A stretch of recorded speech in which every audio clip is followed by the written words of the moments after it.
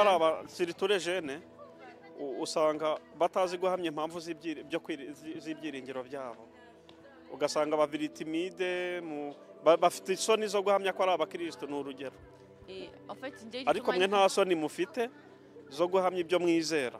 Oui, parce que déjà de 1 nzi yuko uwo nizera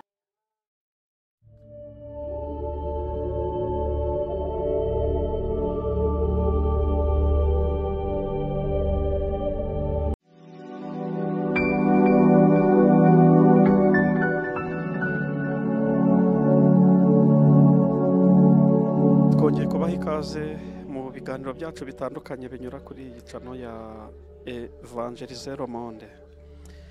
Hano turi mu Bufaransa mu mujyi wa Strasbourg. Ni ahantu hari hamaze iminsi habera biterane bitandukanye, ariko twagize amahirwe umugisha wo guhura n'abana b'abakobwa bakiri batoya nk'uko mubabona muri kamera za Evangeliser le Monde.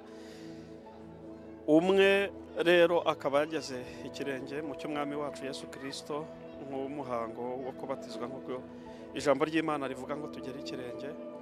Undi mugenzi we nawe akaba yamuherekeje. Tubahaye ikaze kuri Evangeliser le Monde. murakoze cyane. Yes, reka dutangirane no kugira ngo mwibwire abagiye kudukurikira kugira bamenye ngo tugiye gukorana ikiganiro. Duhereye kuri ufite mikrofone. Je nitwa Ibyamatwara Tita, mfite imyaka 16 NJ wabatijwe no munsi. Wow.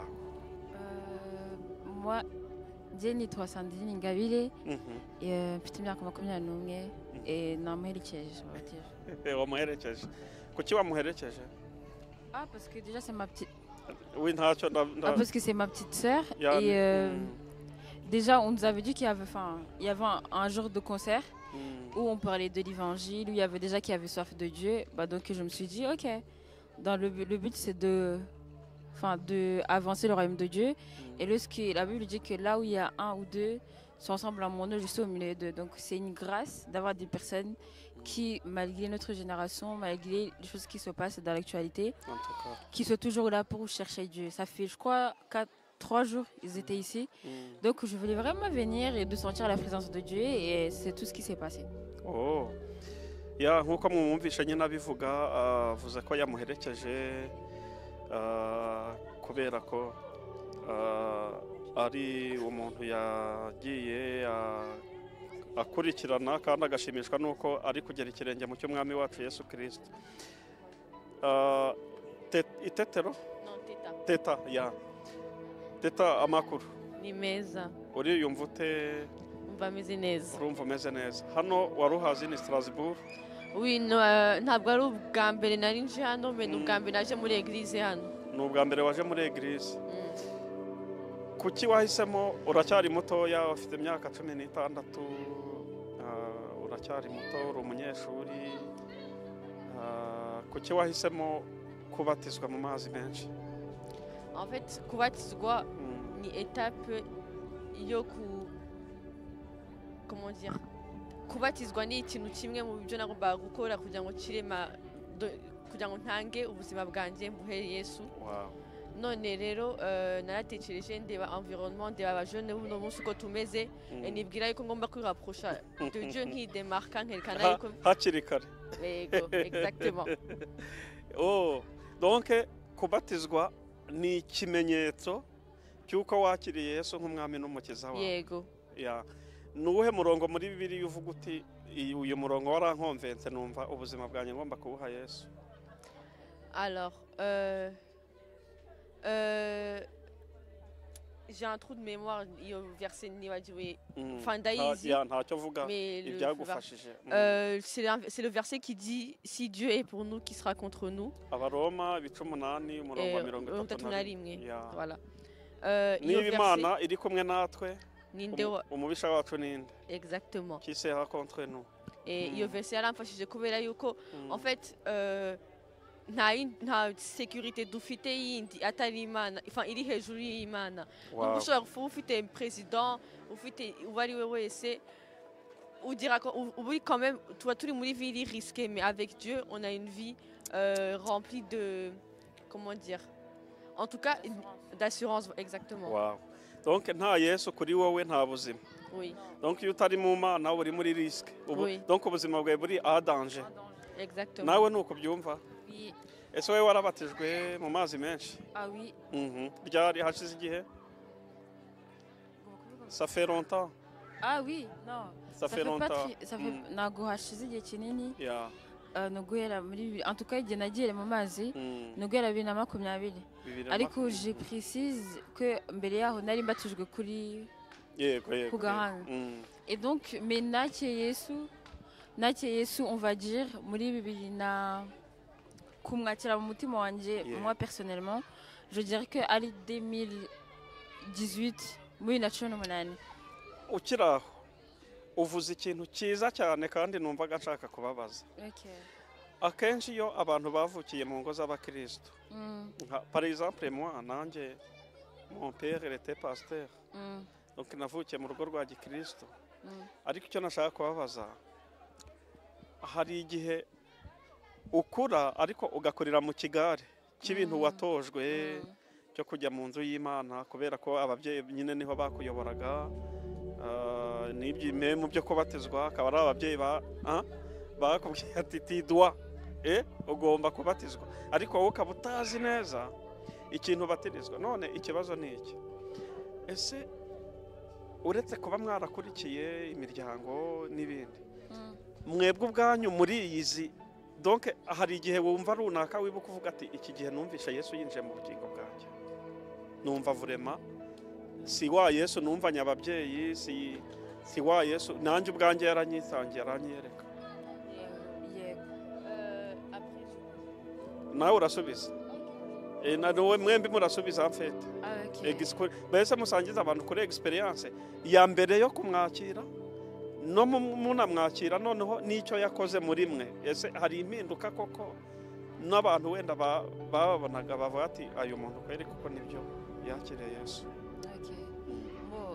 Mbere yaho gatoya yuko nakira Yesu personnellement nari meze nk'umwana nk'abandi bose. Umwana juste wagize amahirwe yo kuvukira muri famille izi Yesu. Ndabizi neza ko c'est un privilège kuko hari abandi bana batagira iyo privilège yo kubyukira muri famille ziza ababyeyi.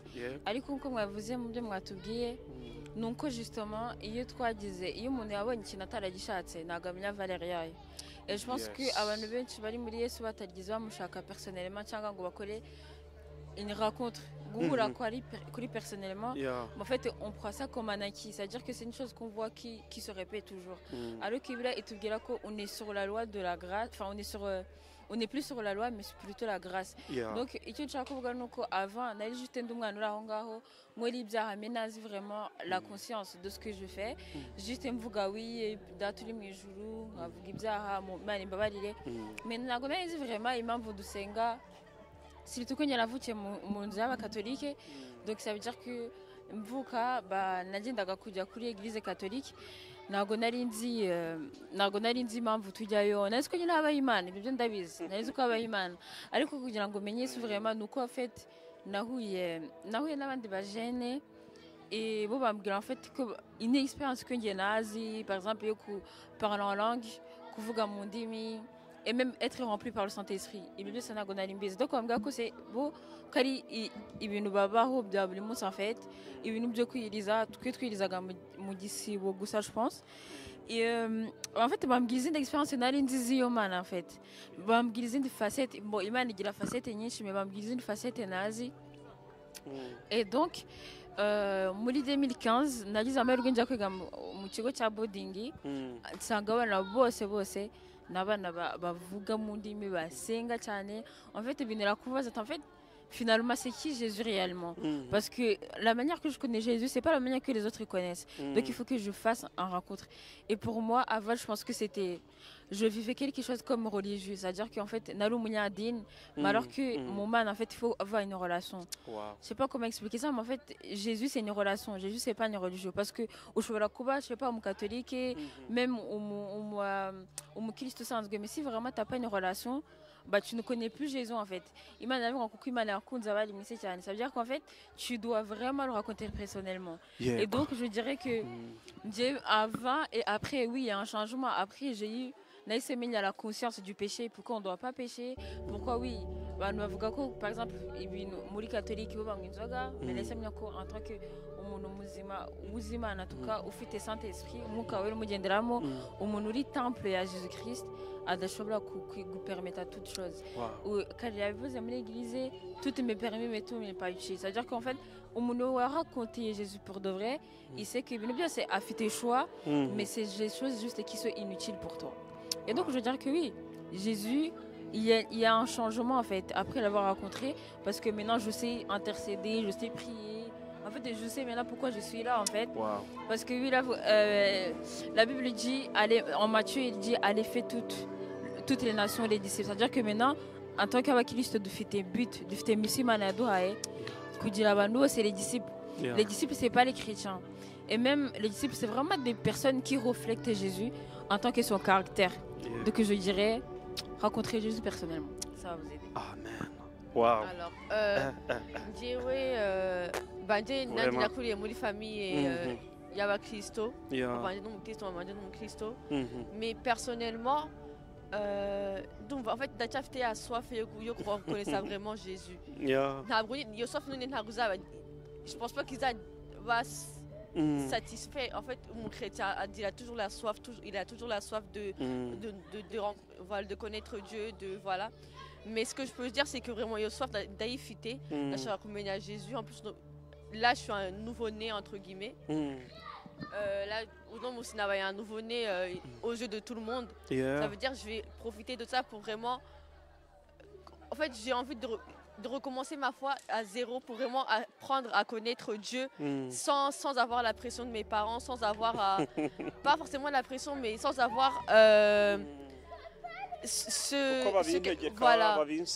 chose je dois apprendre à faire cela parce que c'est mes parents. Non, là pour moi j'ai appris durant les cours de baptême que la foi c'est quelque chose de personnel, c'est pas quelque chose que je partage avec mes parents. De toute façon, mon père il m'a dit un truc un jour qui m'a un peu marqué, c'est que quand on va aller au paradis, il n'y aura pas de moi c'est la fille de elle ou...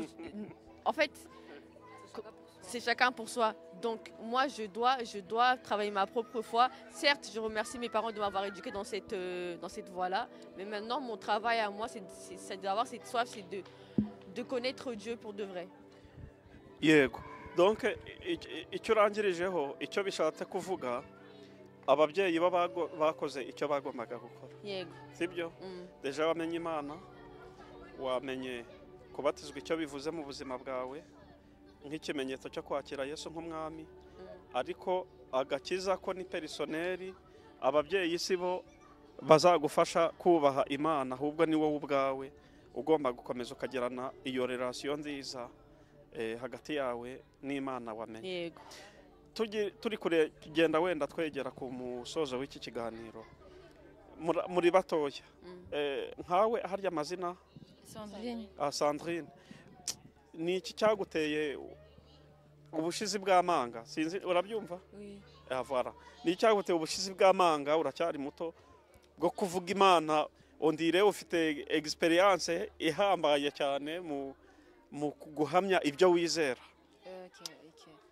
En fait, tout simplement, en fait, je pense que plus tu passes du temps avec Jésus, comme vous nous enseigne toujours, en fait, c'est du temps tu demeures dans la présence de Dieu, que même, en fait, avec Dieu, c'est pas une question d'âge, c'est une question d'expérience, du rencontre. Comme je vous l'ai dit, par exemple, la Bible nous parle de David. David est un enfant rejeté par sa famille, mais lorsque Dieu va choisir le roi, il va chercher un enfant qui est rejeté. Pourquoi? Parce que peut-être il n'était pas beaucoup mieux aux yeux des hommes par rapport à ses frères, mais devant Dieu, il avait un cœur qui avait soif de lui. Il avait un cœur qui cherchait Dieu. Et ça fait que Dieu l'a rempli de la sagesse, il l'a rempli de l'intelligence, alors que tout le monde était choqué. Donc je dirais que, en fait, la parole de Dieu qui fait qu'en fait, je connais des choses et même, tu peux pas être rempli du Saint-Esprit ou de ne pas connaître Dieu. Genre, le Saint-Esprit, la Bible l'appelle le consolateur.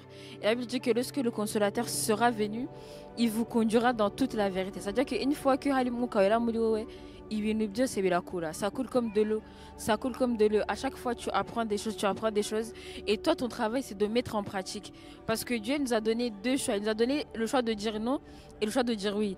Il peut te déposer des choses dans ton cœur, par exemple des projets, les jeunes prodiges, il peut te montrer des projets. Mais toi, ton but à toi, c'est vraiment de manifester, de dire, ok Seigneur, tu m'as donné ça. Maintenant, c'est quoi le but?